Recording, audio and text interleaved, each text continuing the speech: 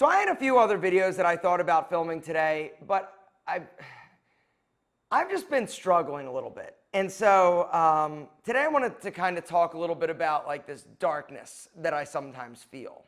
That I think a lot of people, like entrepreneurs and especially like people online, they don't really talk about kind of some of the issues that they're facing. Everything that they want you to see is like, oh, I'm killing it, it's awesome, and oh my gosh, like things are so amazing and all that, right? But if I'm being honest, like I've been thinking a lot about this because I recently went to a family reunion, and I was driving with my mom, right? My mom and I went.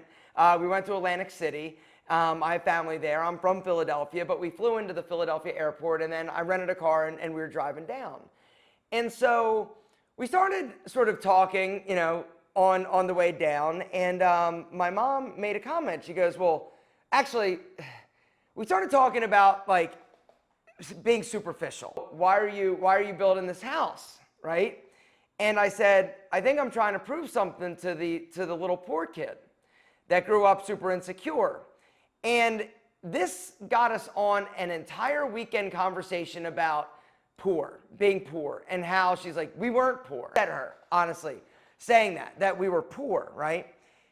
After a lot of conversation and sort of talking about it, what I came to realize is that she had a problem with the fact that I called us poor. And when she thinks poor, she thinks like poor white trash, like living, you know, in like a box under the bridge and not having enough money. And I was like, no, that doesn't necessarily equate. I feel that we went without. And I was very aware from a very young age that we didn't have much money, right? I was embarrassed of the car that we would have to, you know, I wouldn't let her pick. I'm having a tough time. I'm sorry, I'm not stopping and editing this better. I was embarrassed of like where we lived. I was embarrassed of my stepfather. I was embarrassed of the car that we drove. I was embarrassed of a lot of things. Like I was embarrassed, you know. Now as you're young, or when you're young, you know, you get, you know, sort of self-conscious about certain things. I know I did, and you probably did as well. And so when I say like poor, basically it's not like, okay, yeah, we were eating beans every night for dinner or living in a box, but there was no extra money. To the point of when I asked her for $1.25 when I was 12 years old to go get a slice of pizza with Nikki, we didn't have it. He also, my stepfather, also made, I think it was like $600, I forget what it was, but it was around like, I don't know, $25,000 a year, right?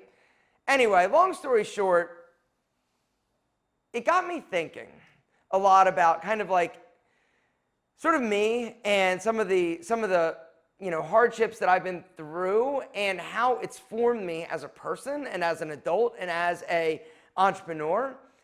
And I wanted to talk a little bit about it today because I know that I'm probably not alone, and I know that I'm not alone. You know, and I truly feel fortunate. And that's the thing. And that was the hardest thing to kind of express to her. You know, I was saying it and basically acknowledging, you know what, I think I'm still trying to prove something. Because when I was growing up, I was crazy, wildly insecure. I was insecure about money. I was insecure about like me. I was an insecure little dude, right? I had a few abusive stepfathers. I've mentioned that before. I just didn't feel great about myself. And that's the reason why when I went to the gym, I felt like a king, right? Because I went to this place and for the first time in my life, I felt confident. I felt amazing. And it was everything to me. And that's the reason why I wanted to start a fitness center, because I, from the age of 12, knew if I could feel that good when I went to this place, I wanted to do that as much as I could. And that was very formative for me. But the fact that we grew up, and I was very insecure about the fact that we didn't have a lot of money. And the truth is, I grew up in a very blue-collar area, right? None of my friends had a lot of money, but everybody, I was aware that everybody had more than us. And so even though we had the basic necessities met in terms of heat and light and food, I never went to bed hungry, right? Or anything like that. And that, to my mom, that's poor. You know, we just didn't have a lot of money, but we have all of our basic needs met. And we did. And so it made me realize that the word poor is like a dirty word, right? It's also a mentality. When you hear about somebody being poor, you know, it's more than just a financial state, it's also a mindset. And so for me, and like I've mentioned before, like there's always been this overwhelming sort of shame associated with me and the lack of resources when I was growing up that is perpetuated and kind of almost like persisted throughout my entire life, right? And like I've mentioned before, I've always, every single day of my life, up until the time I had $5,000 in my bank account, every single day I thought about and worried about money. And so money has always been this like overwhelming like thing that I dealt with from the age of like 0. And so for me, when I think about where I am, when I think about kind of like why I do certain things or why I feel the way that I do, a lot of it stems from this insecurity about money. And so when I say that I'm trying to prove something to myself, I think that I am, if I'm being honest. You know, I have an incredible house right now that I live in. I drive a great car. Like, I've never been a car guy, but house guy, I've always been a house guy. And then part of me, when I start to go a little bit deeper and like, okay, well, why am I so focused on like this thing? Why am I focused on like doing something that's really honestly like fucking stupid? Because if I'm being honest, it's stupid. Then I start to go down the, well, maybe it's because like I never truly felt like I had a home and I never felt like stable in that environment. And so maybe I'm trying to like, well, once again, like prove something to this like insecure little kid that, hey, you've made it, right? And you want everybody else around you to finally know that you've made it. Because even today, like I said, I still feel insecure about myself. And insecurity is a funny thing, right? From the outside looking in, you can't see when somebody feels insecure about whatever, right? You would look at me and think, oh, he must be insecure because he's short. I'm not. I don't give a shit about that, right? Or whatever. Like, that I got pointed, insecurity is one of those things that I think I know everybody deals with, everybody faces. And for me, that's one of my big ones, right? Another one is that I don't like to read. And in the world of entrepreneurship, that's also kind of like a no. And so when I really think about kind of me and why I do and why I feel and why I'm like so kind of, I don't know, I guess I'm risk adverse to some degree. And that's why like the real estate thing, why cash, and I don't want to like, because I went through that bankruptcy that I've talked about, and that was such an incredibly emotional thing. The other thing that's hurt me greatly and deeply is when my fitness center failed. And so I've mentioned that before, and I know that this is kind of just like me coming on and just like talking, but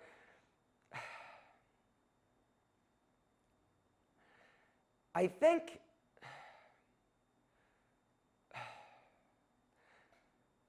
vulnerability, I feel, is a strength. And, you know, in the world of like social media and like everything like being out there for everybody, I don't feel like enough people talk about just like hard things that they're dealing with. Sorry. But for me,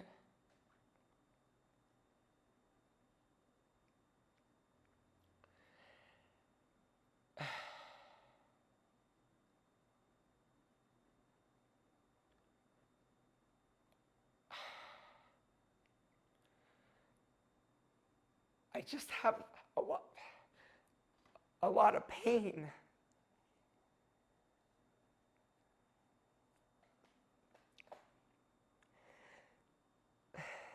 That I guess I've never really like dealt with, or I've tried to deal with it in whatever way, but I feel like it just never goes away. And it's so stupid, right? It's stupid, but you know, it's real and it affects you. And something else that has affected me has been, you know, when my fitness center failed and my business partner decided she never wanted to talk to me ever again, you know, that has done some like serious like damage to me. And it's painful and it hurts. And regardless of like, I guess, how successful financially you become or whatever, I think we all are still kind of searching and struggling to be happy and to figure out what that looks like for all of us, right? And I need a tissue. I don't know what the real point of this video is, other than me just wanting to kind of talk about something I've been thinking a lot about and trying to understand it. And I think it's not just about for me, it's not just about understanding. I need to figure out a way. I don't even know if it ever will go away, and that's the thing. I think that's one of the big misconceptions is that once you reach a certain level or success or your whatever, that it all goes away and everything's cool. And you can mask it by buying stuff and buying cars and sleeping with women and doing things like that and buying clothes just to get that hit of dopamine. But I think self-exploration and just understanding and trying to learn about why you do certain things as an adult or why you do or have certain habits as an entrepreneur, I think it's very vital that you figure it out or you actually spend some time thinking about it. Because a lot of things don't just happen oh, I just wanted to. I just wanted to build a really big house, an expensive house on a very prominent, prevalent street and talk. I think there's more to it than that. And so my wife will often say, she's like, you better, this is it. You got to find something else to do. You've got to find an outlet. And so for me, part of it is an exploration of why I feel the way that I do, why I'm doing certain things, because I don't know that I'll ever know why. And that's the other thing. I don't know that I'll ever basically be able to put a point oh, yep, that's it. That's the reason. Okay, now that I know I'm over it. No, it doesn't work like that. I think our subconscious and our psyche is so powerful, and the things that affect us and we deal with as we're growing up, as we're very formative, and then even as an adult, because like I said, right? Up until that $5,000, I was literally every day trying to figure out how I was going to eat or put gas in my car every single day.